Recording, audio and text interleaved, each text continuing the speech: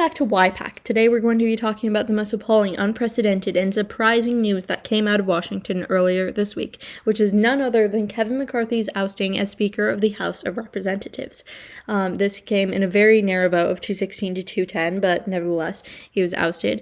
And this marks a first for the United States in our almost 250 years of functioning and being a country, and almost that many years of having a functioning Congress.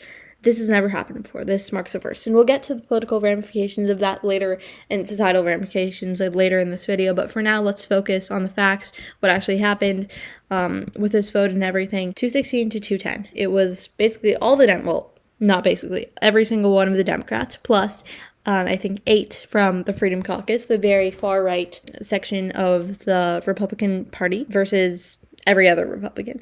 And almost all of the Democrats were there present for the vote, except for 4, I believe, one of which was Nancy Pelosi, who was in California for Dianne Feinstein's ceremony. May she rest in peace. And then every other Democrat. So all of them came together knowing that this motion to vacate was going to be brought forward by Matt Gaetz, who was the person who brought this entire thing forward. Started with more like political and just him not liking McCarthy as a person, and then manifested itself into a historic move. Now, why did the Democrats vote for McCarthy to be expelled? Well, obviously, the Democrats, they're Republican. This country cannot get anything right. Everything is incredibly partisan. Nothing can get done. And so the Democrats, instead of wanting to actually put bills forward and work what we elect them to do, to pass bills that better the lives of the American people, instead of that, they decided to spend the afternoon voting to kick out Kevin McCarthy. And until they find a new speaker, which they still have not, as I am recording this on Saturday and he was expelled on Tuesday, they've still not found anyone to take up the role of speaker. And so since then, they have not done any work, which is, they haven't voted on any bills. They haven't had any hearings. The House is paralyzed until they select a new speaker. So the Democrats were like, yes, let's do that, just because we want to get rid of Kevin McCarthy and caused all this chaos. They know that they're not going to get Hakeem Jeffries, the minority leader of the House, and very pro-Israel.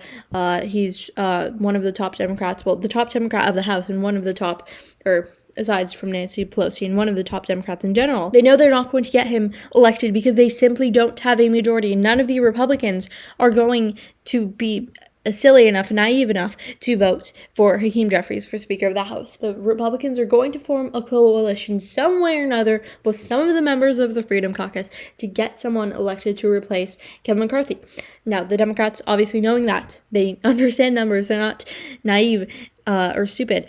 They understand that. They just want to cause chaos. So that's where the House Democrats are at. Now, as for the Republicans, the 8 members of the Freedom Caucus led by Matt Gaetz, they basically, and there's more interpersonal struggles here as well, but it's mostly because McCarthy worked with the Democrats to avert the government shutdown, which is still going to happen, by the way. Mark your calendars for mid-November. Their deal didn't really change anything, it just pushed it forward. So, great for the country. We not only don't have a speaker for the House, making the House paralyzed, one of the parties of Congress unfunctional, but also now we have a government shutdown that is just getting pushed forward, but it's inevitable unless the country can come, or the political parties can come to some sort of agreement, which it doesn't seem like they're going to be able to do so. Those 8 members of the Freedom Caucus came together with the Democrats to vote him out, very narrow. Now, who's going to be the next Speaker of the House? The 2 major contenders at this point are none other than Steve Scalise and Jim Jordan, if they have another picture of Jim Jordan. Yes, here he is.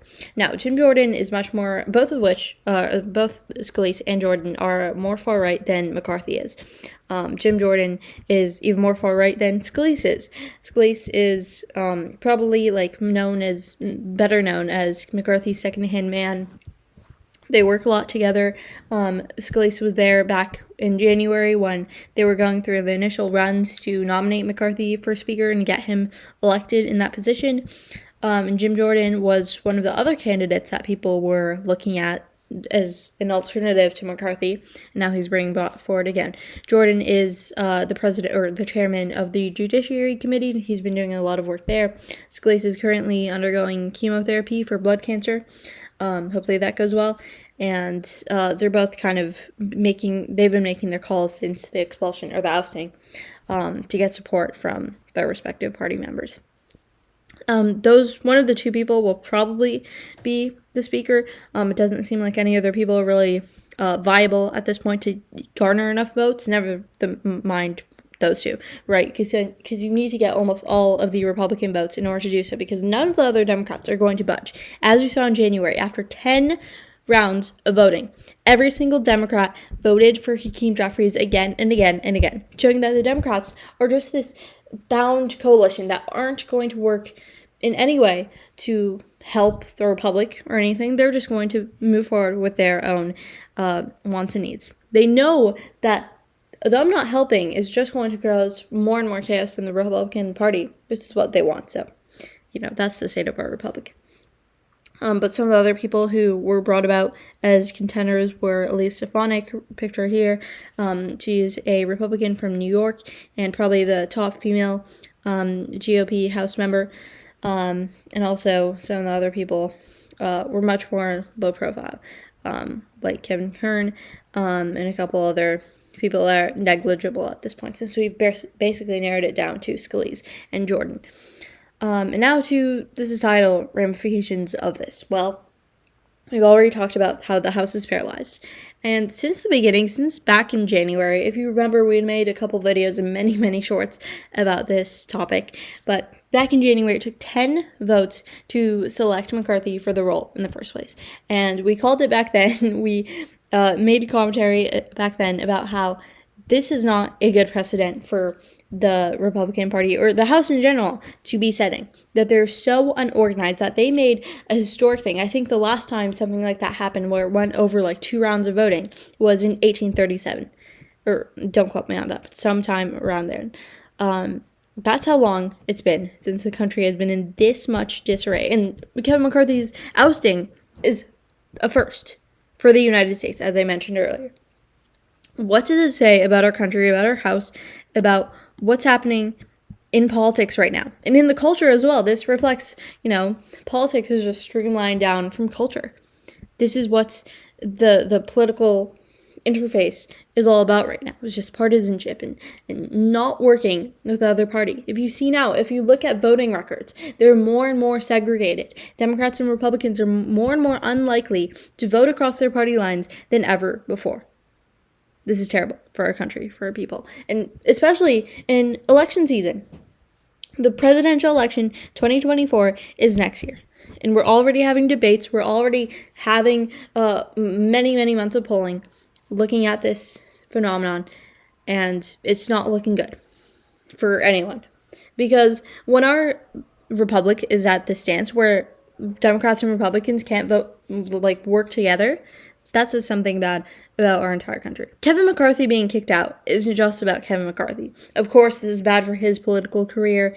He's probably not bound to get any higher ranking than Speaker of the House at this current point in time. And probably from now on, he'll probably just remain a representative for his district in Bakersfield.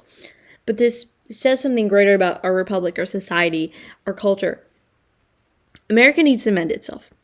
This country has gone through so much, and I don't need to recap it all, but a civil war, massive societal and civil changes, demographic changes that are just astronomical from 1776 to 2023. The culture over the past 20 years with more freedom for gender expression, like everything that happened last year with Roe v. Wade, and there's so many conflicts in this country that barely even touching the tip of it. And yet, this is the point. This is the time in history that seems to be the most divided, that a speaker for the House was expelled. That doesn't say anything good about our country. And we should be more and more wary of how we're acting. Because if this continues, we're just going to see more and more chaos. That's what this entire stream of articles is called, Chaos in the House. When are we going to get a House or a Senate that isn't chaotic, that actually works for the American people? Please, someone figure that out. But we as constituents and as individuals, not in politics, should be pressuring our elected representatives to vote for the American people, to work for the American people, to not work for their Democratic or Republican parties or for their lobbyists, the people paying them, but for the people that elected them. Thank you, and I hope to see you all next time.